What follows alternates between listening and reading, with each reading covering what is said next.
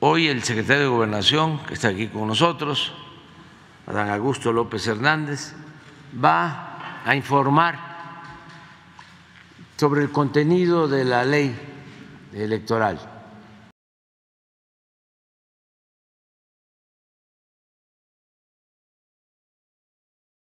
La reforma electoral ha sido objeto de una serie de ataques, de una estrategia claramente diseñada desde las oposiciones, construida a base de falsedades. De inicio les diría que se reforman 5 leyes: la Ley General de Instituciones y Procedimientos Electorales, la Ley General de Partidos Políticos, la Ley Orgánica del Poder Judicial de la Federación, la Ley General de Responsabilidades Administrativas y la Ley General de Comunicación Social. Y se emite una nueva Ley General de Medios de Impugnación que consta esta de 70 artículos. Por primera vez, con la Ley General de Medios de Impugnación se regula ya que haya solamente un organismo que sea el encargado de resolver sobre todas las impugnaciones que se presenten durante el proceso electoral.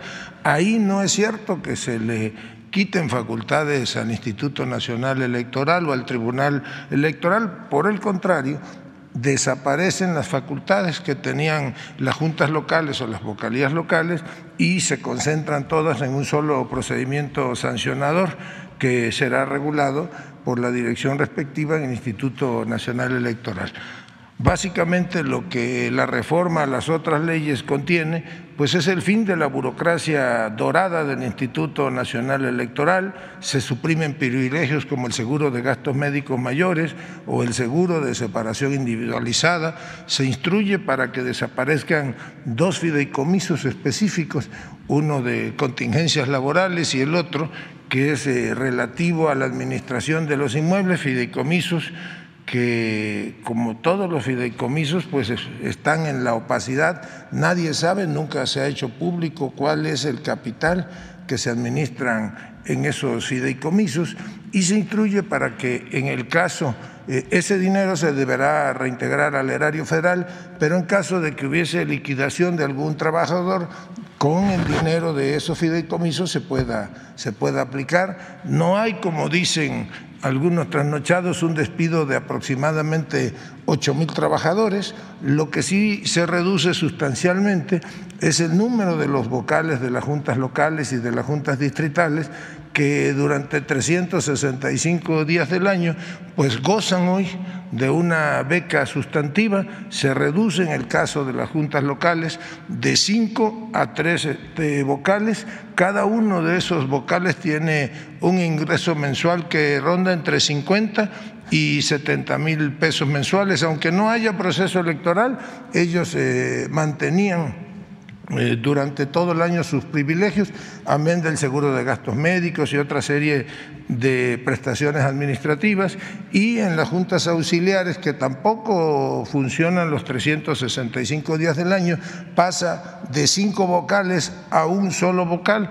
La tarea de ese vocal pues es auxiliar a las juntas locales. Prácticamente el trabajo era mínimo y van también de salarios de entre 45,000 y 70,000 pesos dependiendo de la ubicación de cada uno de ellos. Entonces son 32 por 2 serían 64 vocales de las juntas locales, y son 300 por 4 serían 1,200 vocales de las juntas auxiliares, que eso sí dejarán su cargo. Quienes, que son los menos, formen parte del servicio profesional electoral, deberán ser reubicados en otras áreas o en otras tareas del instituto.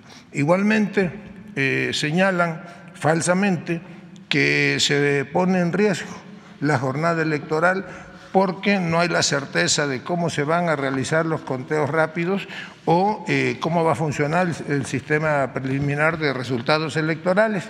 Yo les diría a todos aquellos académicos que ayer decían que ya no se iban a poder hacer conteos rápidos, porque esto es una mentira, porque el conteo rápido realmente no lo realiza el Instituto Nacional Electoral, lo realizan empresas a las cuales el instituto contrata, y ese recurso está presupuestado en cada proceso electoral. Y en lo que refiere al programa de resultados preliminares, pues este va a seguir operando de la misma manera, con un añadido. Ahora, en lugar de que los mexicanos tengamos que esperar hasta el miércoles para que se realicen los cómputos distritales, pues ahora los cómputos distritales van a iniciar al momento que inicie la captura de las actas del programa de resultados preliminares. Esto es, pues habrá mayor certeza jurídica para realizar los conteos y muy probablemente en la madrugada del día siguiente de la elección ya los mexicanos conozcamos los resultados distritales oficiales de cualquier elección.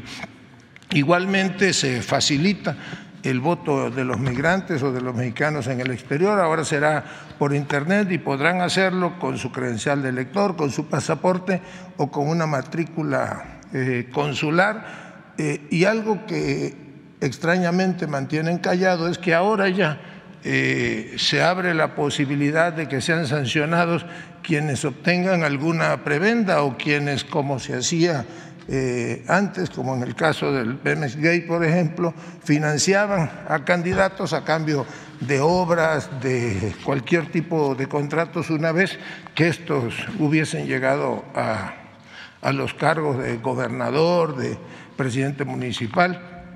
Todo eso ya forma parte del proceso sancionador. Se termina también con la entrega de prebendas por monedero electrónico, por tarjetas de prepago, porque ya todas ellas pues quedan debidamente penalizadas.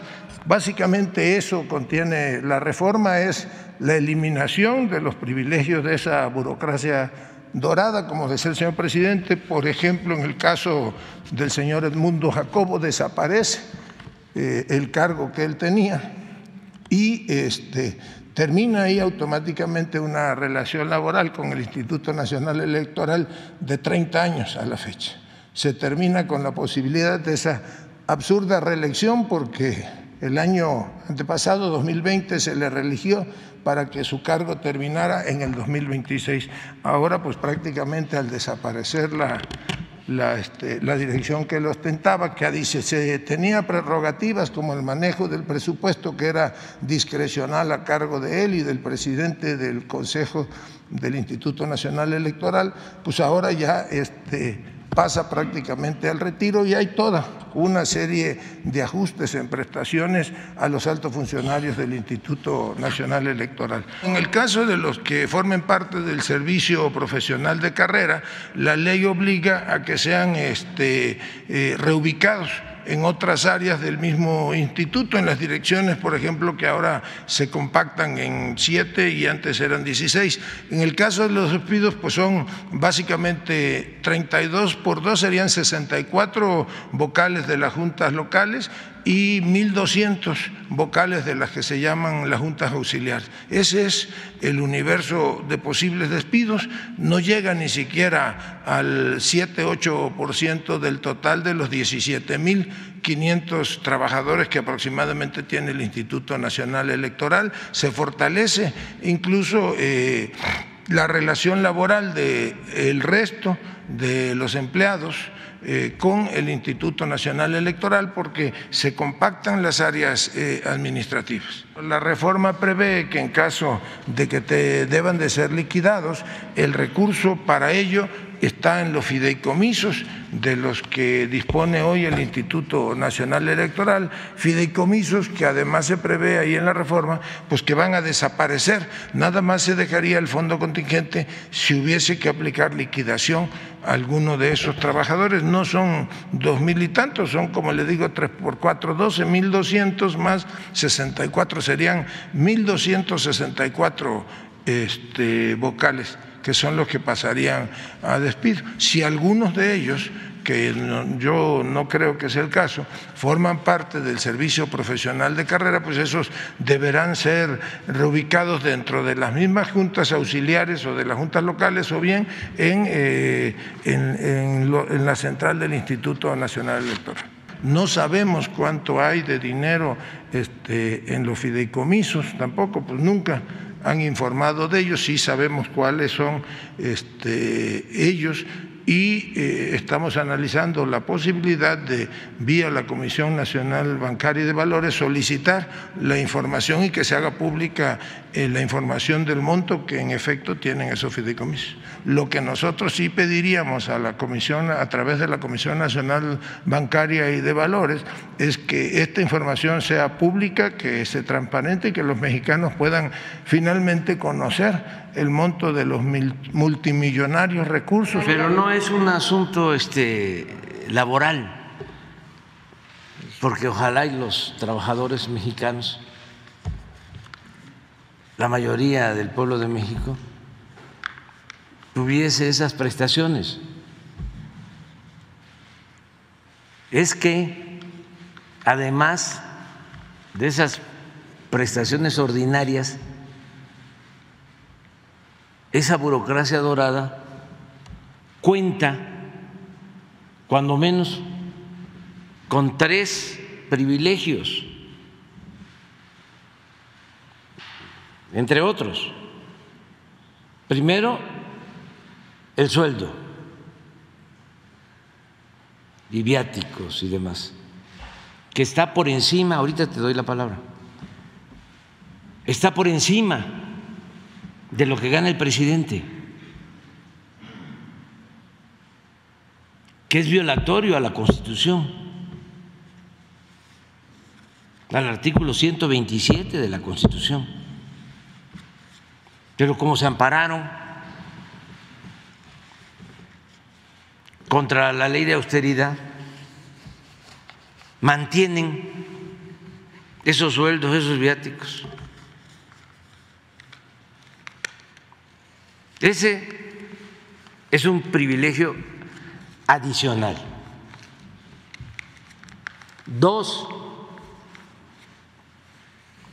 el servicio médico privado. No son los derechos que tienen los trabajadores, la mayoría de los mexicanos. El servicio médico privado cuesta sostenerlo. Bueno, cuando llegamos eran 7,000 millones de pesos. Nosotros lo cancelamos, pero estos institutos autónomos que no se tocan, los mantuvieron y no se sabe a cuánto asciende este seguro médico privado. 3, todo esto incluye al señor Jacobo, a Lorenzo Córdoba. 3, se dice, se va a liquidar y de acuerdo a la Ley Federal del Trabajo son 3 meses de sueldo por año de antigüedad. 20 días por año. 20 días por año.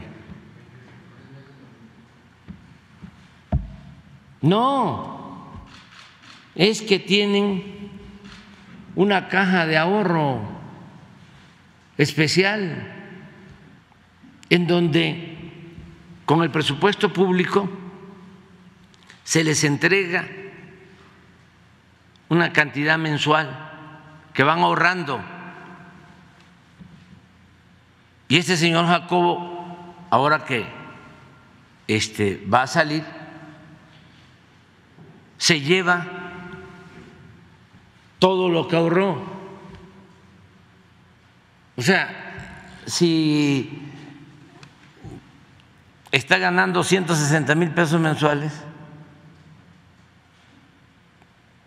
puede dejar 10,000 y con el presupuesto público se le aporta otros 10,000, ya ahorró 20,000 pesos mensuales. cuando termina su función o lo cambian, se lleva todo ese ahorro. ¿Cuánto costaba mantener esa caja de ahorro especial cuando llegamos? 6,000 millones de pesos al año. Y la cancelamos. Pero estos se ampararon. ¿Y dónde está todo ese dinero? En los fideicomisos.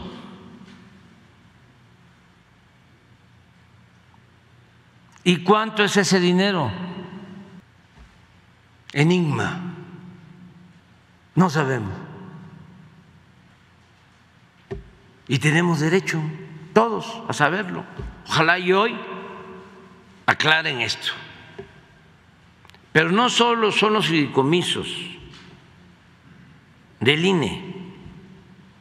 El Poder Judicial tiene muchos fideicomisos, también con miles de millones de pesos. Con lo mismo, llegan a ganar los ministros hasta 600,000 pesos mensuales, sumando sueldos y prestaciones de todo tipo. Y lo mismo, servicio médico privado y fondo de retiro. ¿Y de dónde es el dinero? Es dinero del pueblo.